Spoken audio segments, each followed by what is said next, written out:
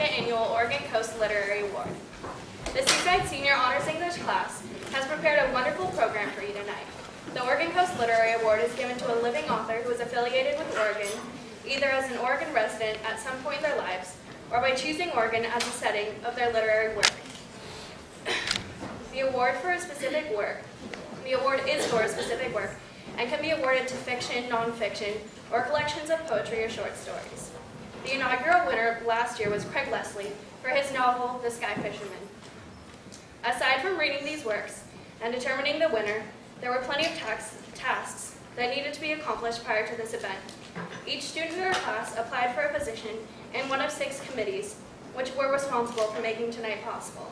I would like to start the night by introducing Lakin Williams from the Marketing Committee.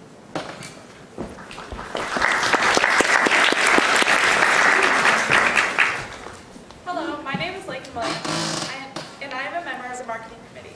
Our committee is made up of 10 members. Lucas Clark is our director, but is unable to make it tonight because he is competing at state track. Our committee's goal was to broadcast information about this event to the community. We achieved our goals by meeting in class every day, reporting what we worked on, and planning our next step. Our assignments consisted of press releases, public statements, posters, program designs, and if needed, helping with other committees. One of the most time-consuming responsibilities was creating and distributing posters throughout Seaside, Warrenton, Cannon Beach, Gearhart, and Astoria. Together as a group, we reached our goals and had a great time doing so.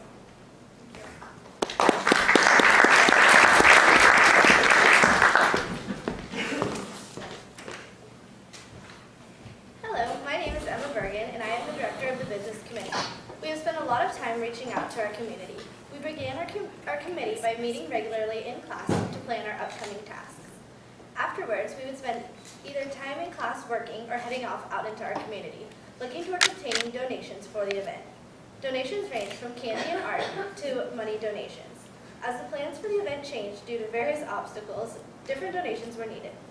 Our committee had to be flexible. We spent a lot of time brainstorming different places in the community that would be willing to donate their time and resources towards our OCLA ceremony.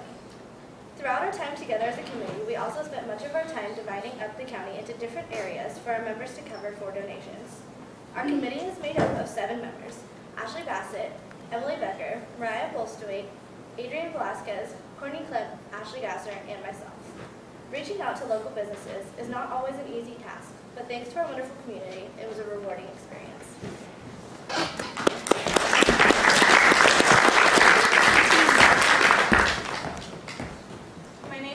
And I am the director of the Technology Committee, with Brett Williams, Shota Kanzaki, and Emma Hassan.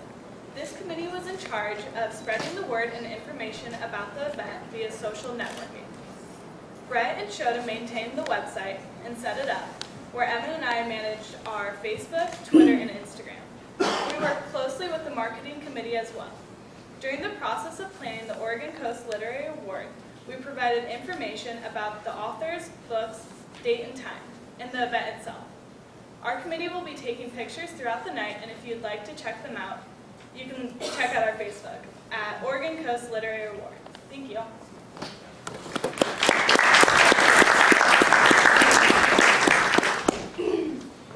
Hi, my name is Gabby Fackler. I am the director for the editing committee. As the editing committee, we reviewed everything that left Seaside High School for this event, including radio announcements, posters, letters to our top authors, and letters asking for donations. In order to get everything done on time, we had to have the edited copy back to committees in a timely manner, and I feel we achieved that to our fullest capability. We also created the official definitions for our OCLA criteria.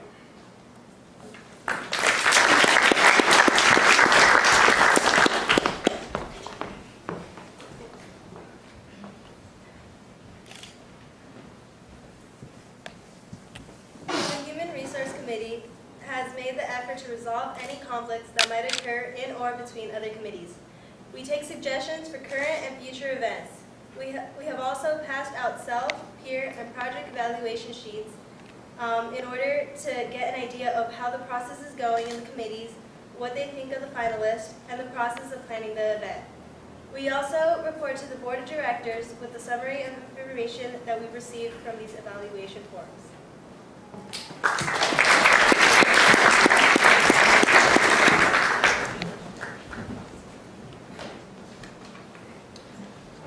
Good evening. My name is Garrett Brown, and I'm here before you representing the presentation committee. Our responsibilities included acting as liaisons to the final 4 authors, sending Ms. Le Guin, Ms. Stray, Ms. Dunn, and Mr. DeWitt official letters notifying them that their work had been selected as OCLA finalists. At some points, an author would be nearly impossible to reach, as no public contacts would be available. Eventually, we got in touch with every author. Each writer was delighted at his or her nomination. Another responsibility we had was to organize the awards ceremony. We were in charge of selecting a keynote speaker, someone who could provide excellent insight on the writing process and literary culture from the state of Oregon.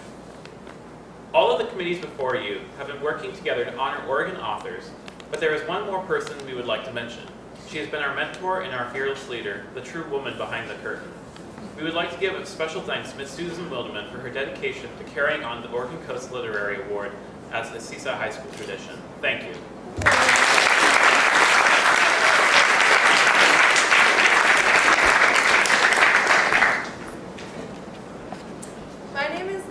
And I'm a part of the presentation committee as well. Although none of our final authors were able to come tonight, we have a phenomenal keynote speaker, Holly Lawrence, who lives on the Oregon coast with her family and works for McGregor Literary Services as an editing and publishing consultant. She also has her own business, Lawrence Literary Services. Ms. Lawrence recently published her first book, Smart Mouth, a novel. Please give a warm welcoming for Holly Lawrence.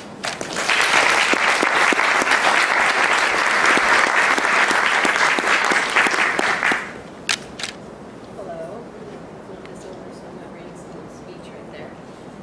First of all, I wanted to say that my mom graduated from Seaside High School back in, I think, 1910. But so just so you know, I have some affiliation with your school. So go Seaside. I also wanted to say I am so honored that you guys brought me in for this, and I'm so proud of you that you are putting together a program like this, and here in a tiny rural community, and you're reading books and really good books, and then you're going further with that and sharing that with your community, and you guys should be really proud of yourself. And you have the best teacher, Susan, ever. You are so lucky. You should give her another round of applause.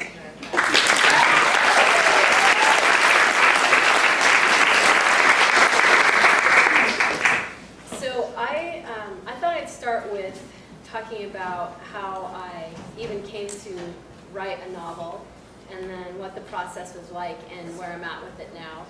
And I never intended to write a novel. When I was your age, I used to write poetry, really, really bad poetry, and short stories, and I'd send it out all the time to get published, and I continued to do that through college, and I started to get more published, and I started to get better, but really I didn't become a very proficient writer until I was reading more and actually reading with the concept that I was going to be learning from those writers how to write myself. And so I started out just like what you guys are doing, but I also, and before I forget, I was going to end with this, but I really need to say this in the beginning. The one piece of advice I would give you guys is really keep reading. Keep reading, not only just to learn about the world around you, but if you're going to be writing, which I hope all of you are going to be doing some writing, reading is the key to that. And reading every genre, Western or fantasy or Western fantasy, whatever, it doesn't matter. You should be reading a little bit of everything and look at it and how the reader is putting together the message that they're trying to give. And anyway, I don't want to get on my soapbox for too long, but read and write and keep doing it both.